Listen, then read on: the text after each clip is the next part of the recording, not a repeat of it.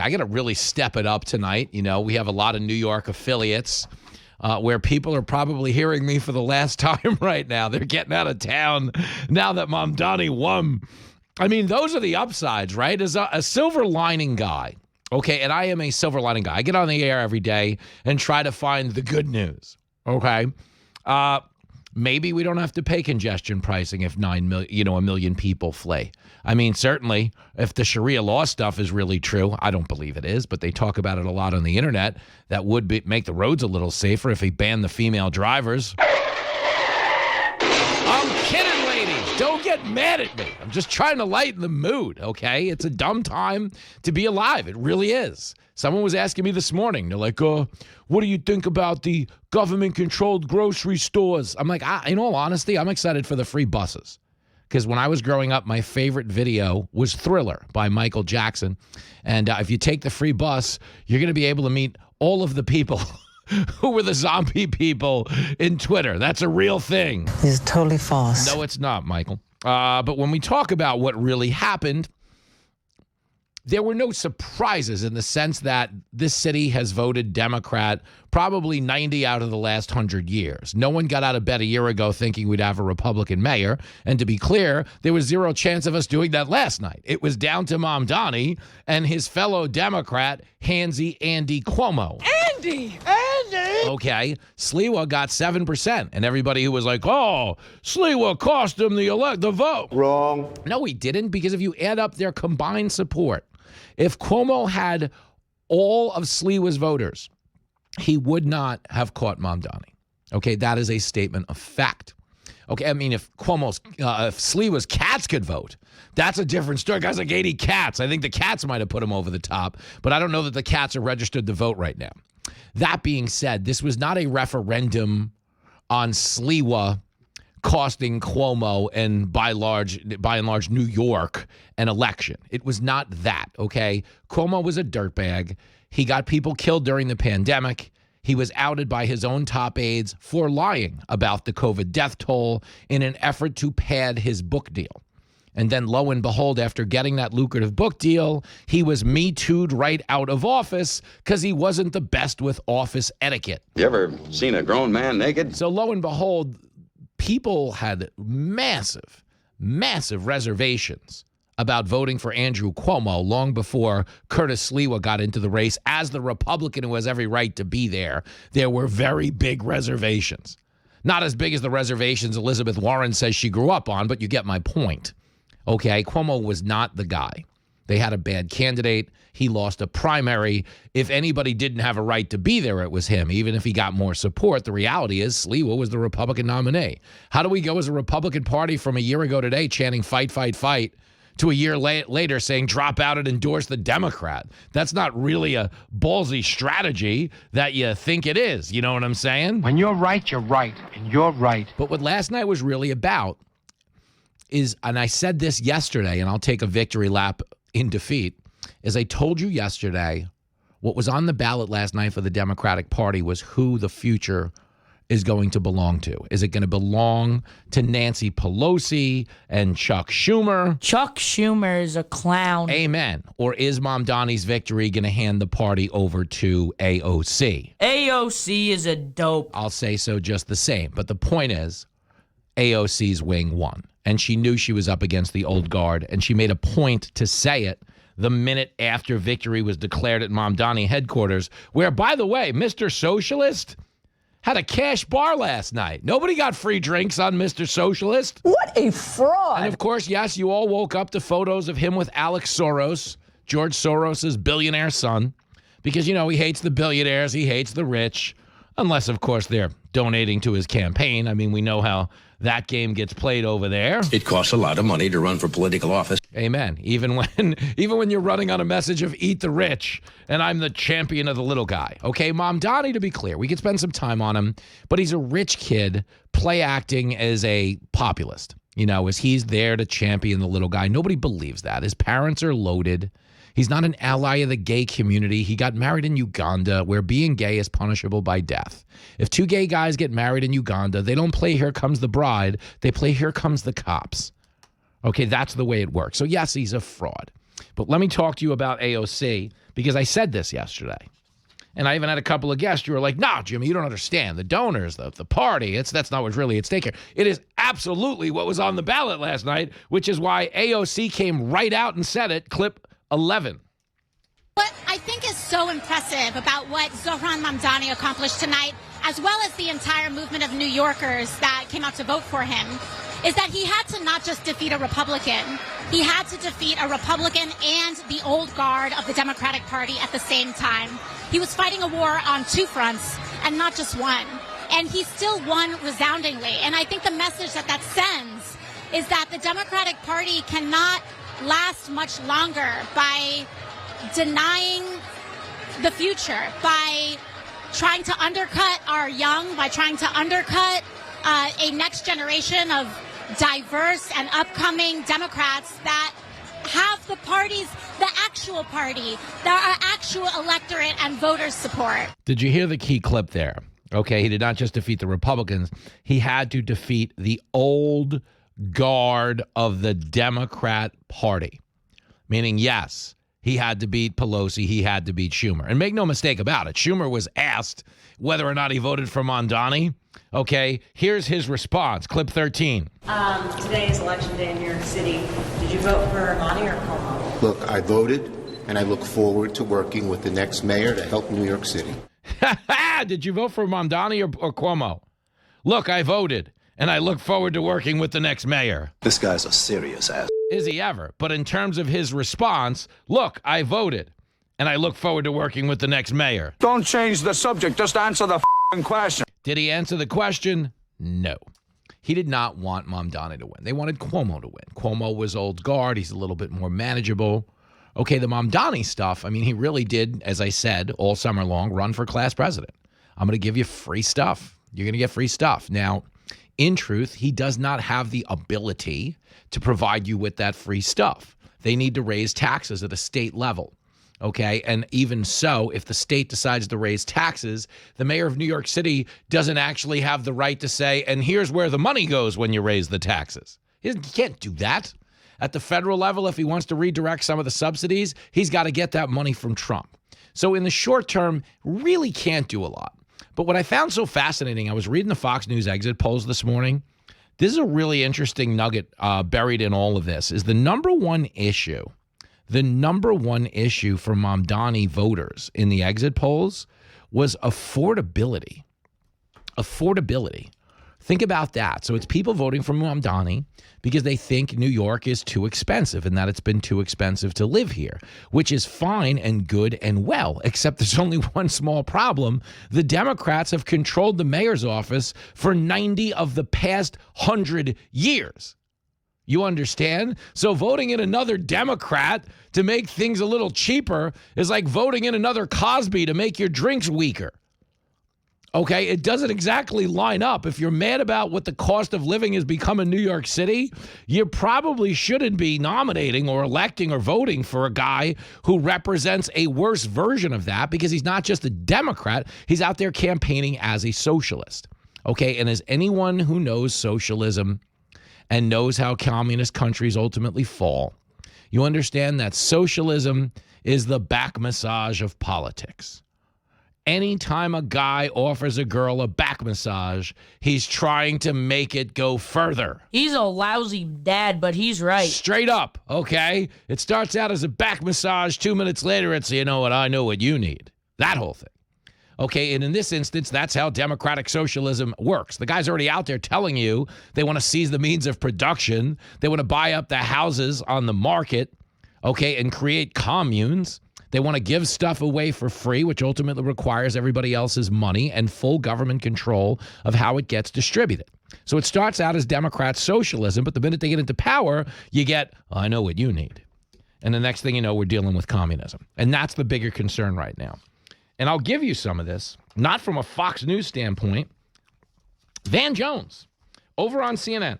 Let's give Van Jones some credit.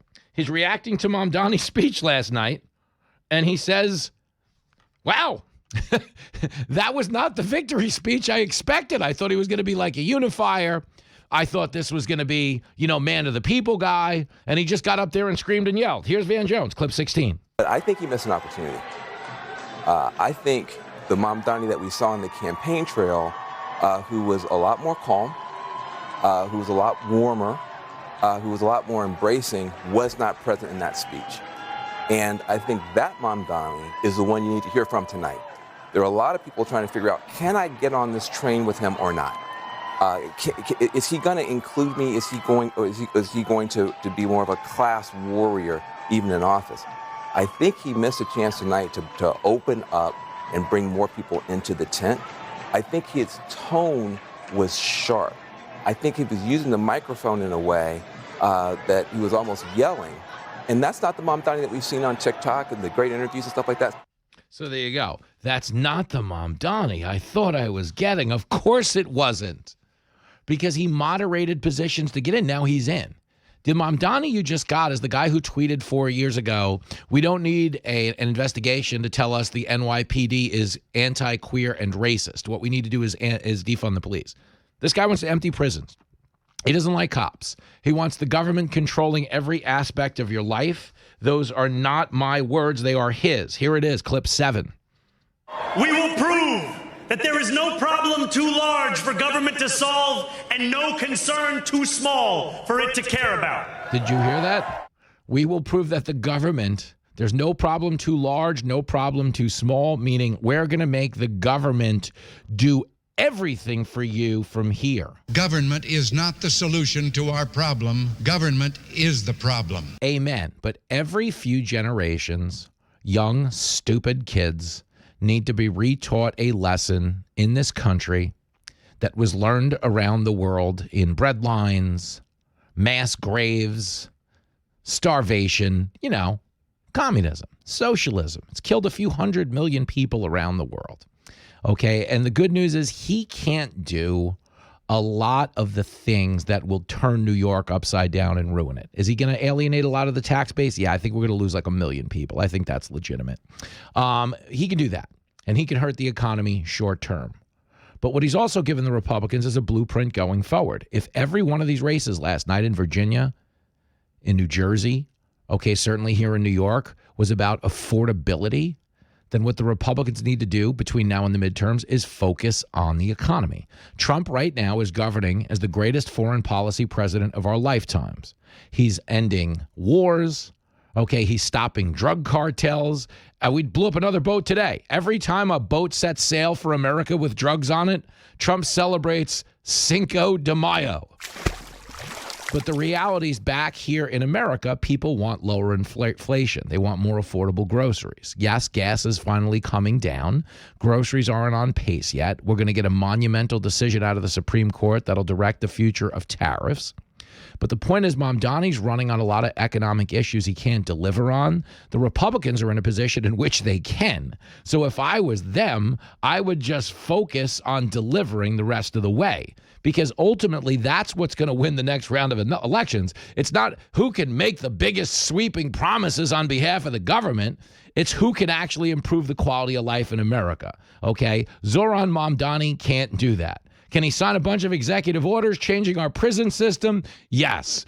So that's the bad news, is he's not going to turn your economy upside down overnight. But on the other side of that, when you come to New York, it's going to look like everybody's, training for the marathon, because a lot of us are going to be getting chased through the streets at night when he enters the jails. So y'all need to hide your kids, hide your wife, and hide your husband, because they raping everybody out here.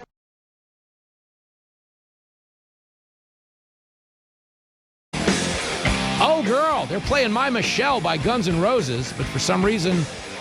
Hell can never can tell. No, you can't tell because she's got to wear... She might have a wig. That could only mean one thing, folks. The K train has rolled back into the station. Choo-choo, Jim. Hey, girl. Good to see you. Always nice to have a karaoke Wednesday appearance from the K train, singing My Michelle. You actually do sound like Guns N' Roses right now. All it means, well, that's because Axl Rose sounds like Ethel Merman. He does, and right? I do. So I do like two impressions. Mm-hmm. I do Jodie Foster and Ethel Merman, Mm-hmm. but my John McCain is my Jodie Foster, and my Axl Rose is my Ethel Merman. It's really not much difference. I don't know, Lisa. It's a little weird. I don't know what's going on there. It's my Caitlyn Jenner. Anytime, shout out to Kate if she's listening, and we know she is. Yes, she is. I don't know about these toys, Jimmy. It's a little weird. The hottest Olympian you and I have ever known. Yeah, it's our only Olympian we know. And she's, I mean, you didn't have to qualify it like that because it sounded gracious and impressive the way I said it. Kennedy, the host of the Kennedy Saves the World podcast. It's worldwide now. She did not, let the record show. She saved the world yesterday. She did not save the city. The city still needs saving. You were working abroad yesterday. I guess I'm back to hand jobs in the park. I'll tell you who's got some skin in the game here. Young Kennedy has to head over to the west side now. Mamdani is the mayor. Yes. It doesn't actually happen until January. No. So there's a lot of that. I don't know. My uncle texted and he was like, "What's it like living in Uganda?" I said, "Buddy, we're moving in with you in Ohio." Yeah, there's a good time to be a real tour. Can we say that? That's actually funny. And the energy, the post, because we all knew it was going to happen. It's not like we were sitting here like, oh no, they're going to pull this out. And it's really hard rooting for Andrew Cuomo because I couldn't. Like in my heart, I felt the way about Mamdani and Cuomo, and I'll even throw Sliwa in there, that I did about the Blue Jays and the Dodgers. I wanted them all to lose. If there could just be no trophy this year. Yeah, that's fine. I think the city would be better off mayorless. Fair. I mean, the way it is right, 1,000%. And some would argue we were under Adams because he was just in the champagne room. That guy loved bottle service. I'll miss that about Adams. I will too. I'm vegan. And then he was spotted every night in a steakhouse. Eating a tomahawk chop.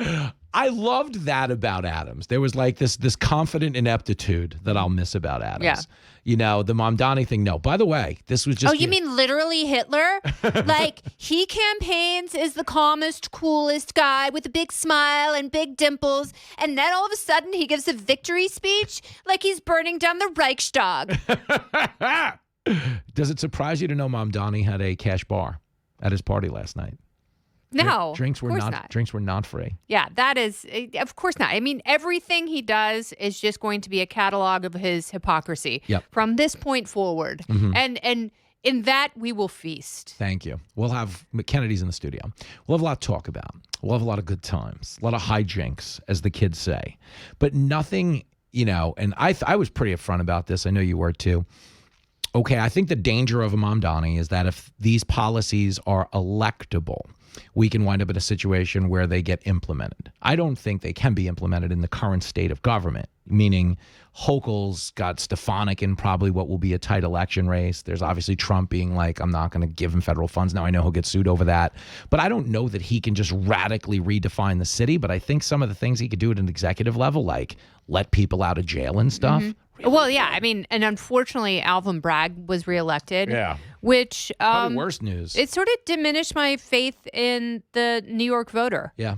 Because I've always had such faith in New Yorkers, and faith that they will do the right thing, which doesn't mean the Republican thing. Mm-hmm. And I don't know that you could get a Republican elected in the city, but someone at least rational and like kind of limited government would be cool. Mm-hmm. But now that Mamdani and Alvin Bragg are going to go just skipping arm in arm down their gilded path to hell, and letting everyone out of prison, not really helping the mentally ill, the homeless, the drug addicted. Don't help them. Yeah. Just keep them out of any confinement, any facilities, any rehab.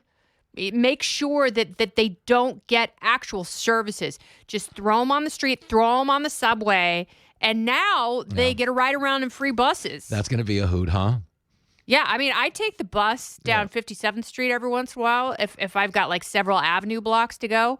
A lot cheaper than taking a taxi. Yeah, and I'm not alone. A lot of New Yorkers do it. But now that buses are going to be free, man, I'm just going to be logging miles in my Asics. You got to have good hand speed if you're going to ride the free bus because you're fighting everything. It is. People don't understand that it really becomes, in a lot of ways, the subway was like an underground insane asylum, and a lot of them won't have to go down the steps now, and they'll just get on that bus, and it's housing. But they've done that in other cities. That's a thing, like, it's one thing to have good intentions. Mm-hmm. And I think as human beings, we should have good intentions, and we should have the desire to help other people. Fair. And that is a wonderful thing that should not be forced. And also, government is not the best avenue to deliver help to people who really need it. And that's why rich people like Warren Buffett and Bill Gates don't give their fortunes to the government. They could if they thought the government were the most effective tool for really, truly helping people lift out of poverty. They would give all of their money to the IRS. They don't do that. Billionaires still practice legal tax avoidance, not in the manner that Bernie Sanders sells, that complete friggin' myth. But charitable organizations, which, you know, there is an inverse proportion. The higher your tax money, the fewer charitable organizations start and proliferate because people just can't afford to set money aside for things like trusts. Kennedy's in the studio, and that's what we're talking about is the residual effect Mamdani will have on the economy. And that's true. And if he raises the tax rate, if you have a lot of money. If you raise the tax rate, if you have money, why would you stay here? You leave.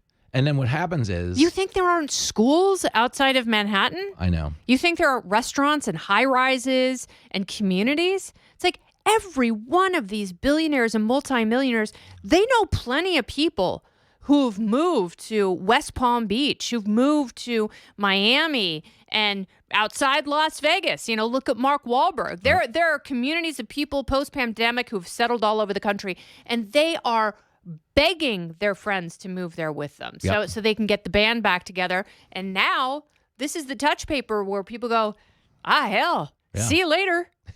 I'm out of here. And then the bill gets passed over to us. That's what always happens. Whenever they tell you, it's like when Biden did the thing with the IRS. He's like, we're expanding the IRS to go after the rich. I'm like, the rich, if they get audited, you get a letter from an attorney. You know what I mean? You get something from an accountant, and the IRS goes, well, we got to get this money somewhere. So the next thing you know, my phone is ringing, you know? That's what's going to happen when you promise people a laundry list of free stuff. You can't take it back. You cannot take it back. So what you do is, in order to fund it, you just raise taxes on everybody else. Everything. There's a much bigger pool of middle-class income earners in New York than there are the pool of rich people. And they're going to leave. So this is what's so staggering. It's about 40%. The top 1% of earners in New York pay 40% of the taxes. Insane. So if 0.5% leaves, then what does that do to your tax base? It decimates it. Destroys it. But if you've promised everything, you still have to give, you still have to make good on that promise, or you are a one-term monster. Kennedy's in studio. She says the Statue of Liberty is going to be turning tricks on Ellis Island. Use code word socialism. You don't want to scratch and sniff that torch. Oh, which is... It's a good thing it's not flammable, what with the Berkwa on and everything like that. It might catch fire. It might catch fire. You don't know. But I laugh about the whole thing. It's obviously insane. We knew it was coming. We were on TV with Curtis Lee with Saturday Night for Funskis. I don't think there was anyone on that set, including himself, that was... Has he been on Fox today? No, you don't say. That's so weird. I was having coffee this morning with my sexy teenage boyfriend, and we were talking about the appearance on Fox News Saturday Night with Curtis, and I was like, I don't think he'll ever be invited on a Fox News show again. Why would you? Just to punch him in the baby maker? Say, thanks for this, Curtis. Oh, Kurt. Well, yeah, you were in it to win it, weren't you, buddy? That big 7%. Holy heck. Woo! And what's funny is I was listening to between him and Cuomo. You know, I think Curtis loved the relevance. I think there might have been some people because he is a bumbling narcissist. That's why he loved it. He's probably launching his reelection, not his reelection bid, but his 2029 bid right now. Sure. He likes running. That's what he likes to do. And, you know, him and I saw Cuomo. I played a clip earlier about Cuomo talking about how the fight's just starting. It's not. I know. Thank you. The fight is not just, you know, the fight. That's like Lieutenant Dan saying, well, the marathon just started. It's like, well. No, actually. the fight to get to LaGuardia for your flight to the Caribbean, is that the fight that started? Everybody who bought a Cuomo sexual t-shirt during the pandemic, you jerks should be forced to wear those today. Yeah. Because you want to know what's funny about that, too? A lot of them voted against him. Yeah.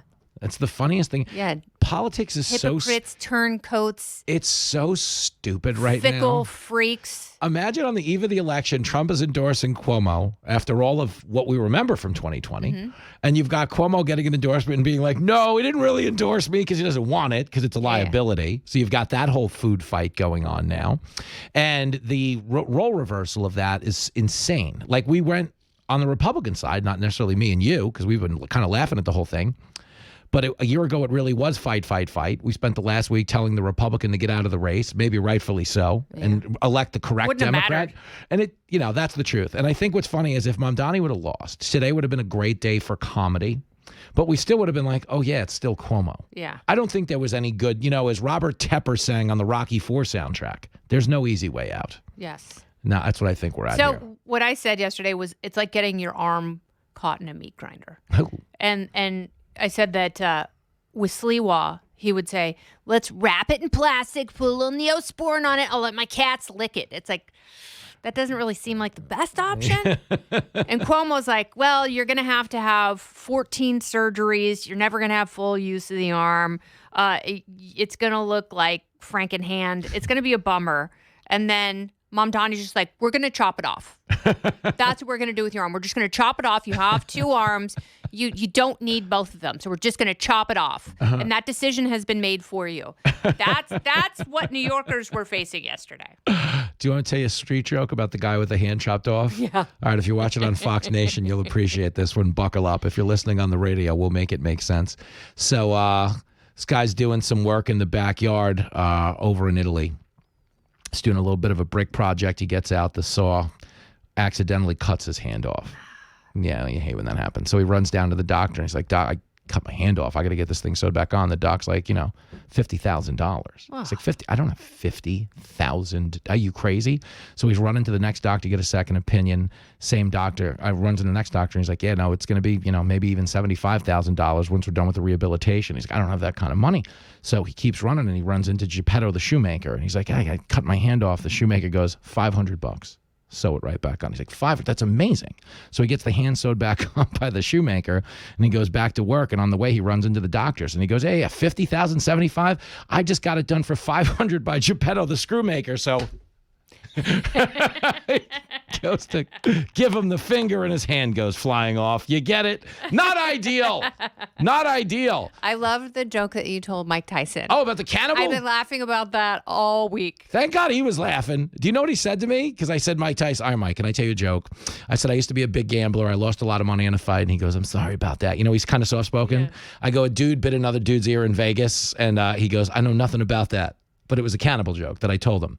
Guys, this is for Kennedy and Iron Mike. Two cannibals find a dead body, and they decide they're going to split it. One guy will start at the head, the other guy will start at the feet. They'll meet in the middle. Ready, set, go. They're munching away. The guy eating the head calls down to the guy to the feet. Hey, how's it going down there? He goes, oh, great, I'm having a ball. He goes, slow down. You're eating too fast. Good night, everybody.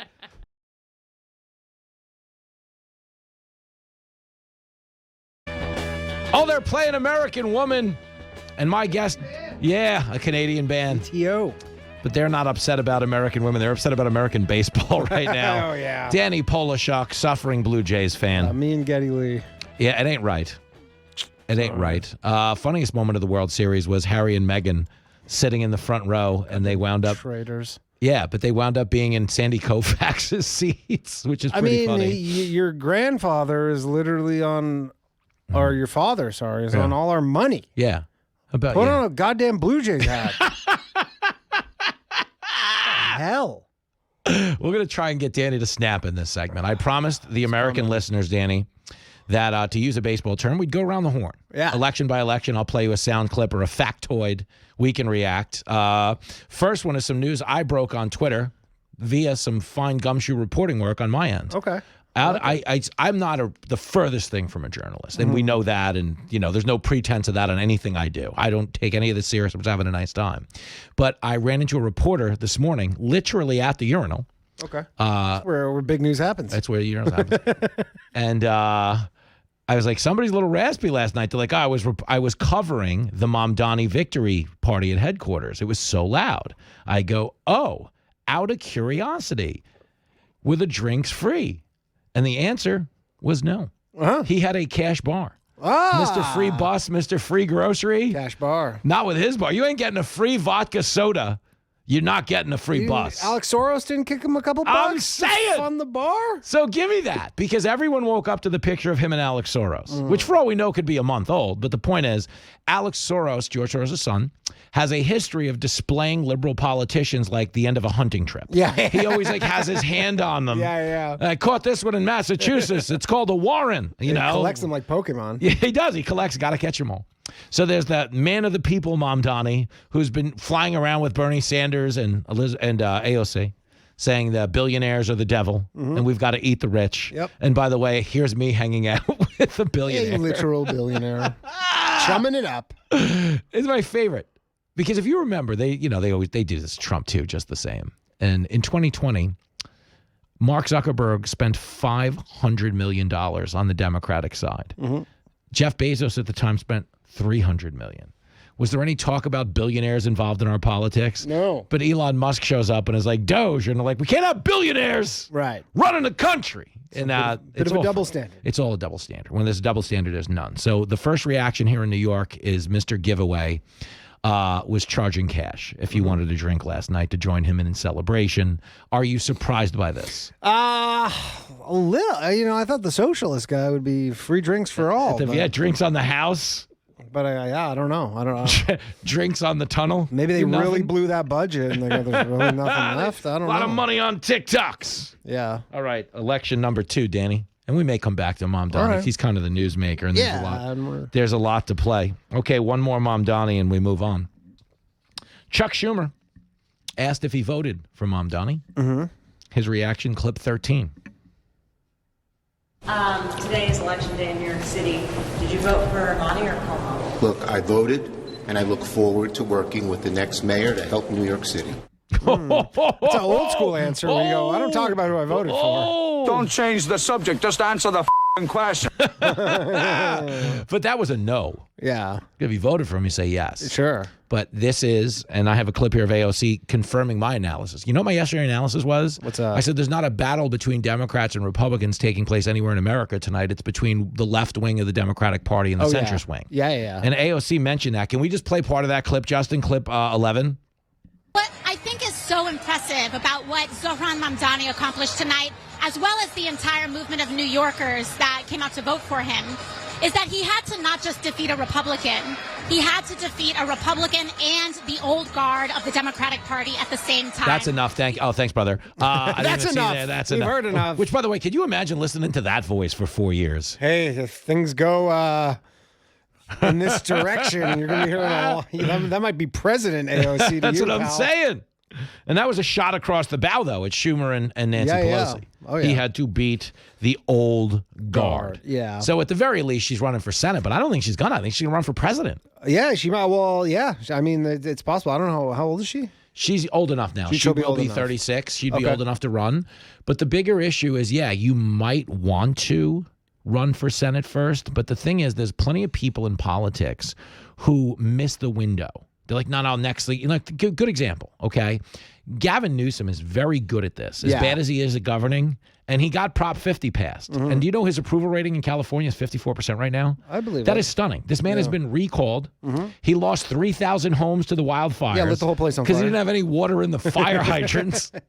Blamed climate change even after they arrested a guy for arson. Has outsourced the rebuild to Trump somehow. And he got away with it. Yep. He's not in any trouble in California. No. So I think he's more formidable. Like if I had to bet right now, I actually think he's going to be the front runner. I think he's going to win the 2020. You would have to think him, maybe Buttigieg. But if he doesn't win, well, the Buttigieg has one problem. Okay, he is winning the polls right now, but he has zero black support, which wins elections for sure. Democrats. But the Newsom thing is he's clearly running. He's made himself a national figure by trolling the Trump tweeting style, and he's posting the memes and the sombrero stuff on his own now. And maybe for AOC, the window, because she is as young as she is, she might be better off waiting a cycle or two. Yeah, running and it'll losing, come down to just timing. Where it seems like you can't do it again. No. You know what I mean? Very few people run and lose and then run and win. Like they might lose in the primaries and then get a nomination. People have done that. Yeah. But there's very few guys that lose an election and win again outside of Trump. Yeah, basically. You know, and he would essentially unheard of. And he would argue that he didn't lose. He's a 3-time winner. Yes, but I think the wake up this morning, if you are someone who follows politics, is they're going to sell it to you on CNN and MSNBC as a big blow to Trump. But these are elections that took place in locales that vote Democrat 99 times out of 100. But I do think the bigger blow is to the Pelosi's and the Schumers. That's and that's specifically what I think New York was. You know what? In their defense, maybe they're like, you know what? They don't think this socialism thing is the best direction for the party. They don't want to own it. I don't blame them. They're probably just like, this is not a winning presidential thing if we go too far left. Yeah. I mean, look, they went very far left, like in the last election. Yeah. And look how it worked out for them. And you know what's funny? So many people on TV, and you don't correct people. I don't on TV. I don't want to put people in a bad spot, make them look dumb.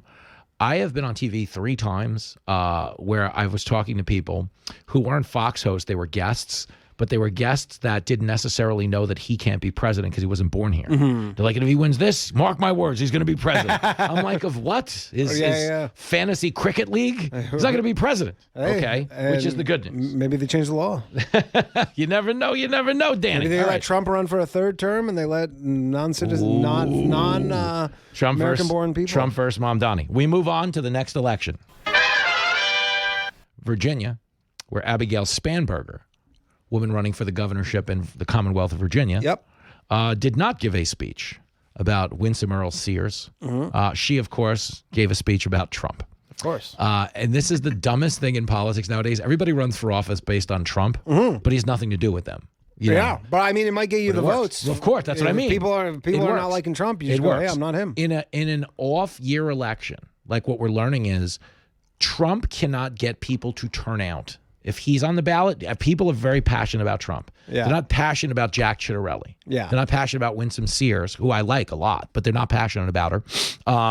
But the people who hate Trump are passionate. Sure. Year round. Off year, on year. There's a lot of hobby for them. There's a lot of people out there, white liberal people, who have otherwise very prosperous lives, but they've made a lifestyle out of hating Donald Trump, so they don't have to look inward at the things they hate about themselves. That's for further reading, just take a train to the Upper West Side of Manhattan and look around. If you're not outraged, you're not paying attention. I'm like, how about you pick up your kid instead of making that Jamaican lady do it all day? Anyway, here's Abigail Spanberger going Trump in Virginia, clip 18. My fellow Virginians, tonight we sent a message.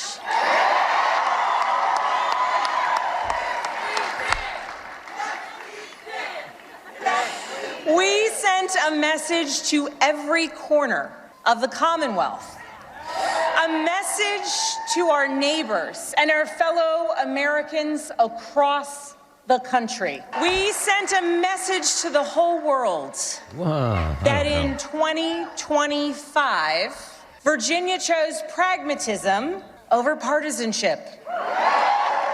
We chose our Commonwealth over chaos. Leadership that will focus on problem solving, not stoking division. We chose leadership that will always put Virginia first. Some of these women, they're so stupid. But the point is, like, lady, you won the governor's race in Virginia. Yeah. Can you relax? Yeah. Nobody listening can name you were the 5. Like, come on.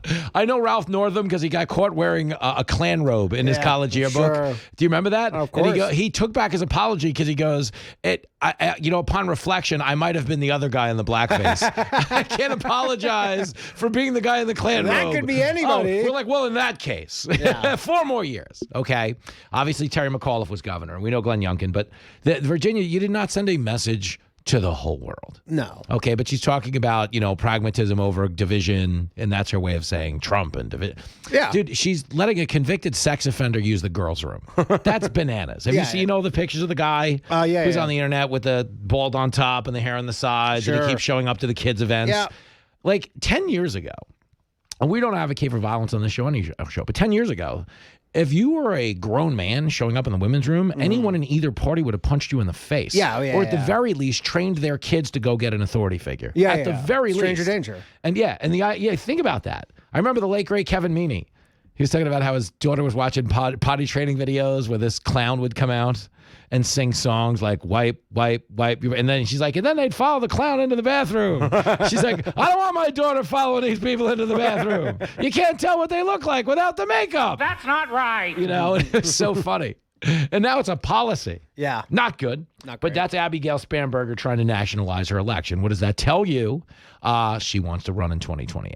Yeah. Yeah. Anybody who wins one of these and makes the acceptance speech about Trump is basically saying, I think maybe less so in New York because... Yeah, he can't run. Well, not even that, but like I don't think a lot of people who voted for him were Trump voters. Yeah. Like, last year. But, I think that there is some element where a lot of people are just voting against Trump. Yep. They just go, we just don't like that guy, and we're just taking the other side of it. He's valuable to the Democrats in an off year. He's not valuable to the Republicans. Here is Mikey Sherrill. Yep. In East Brunswick, New Jersey.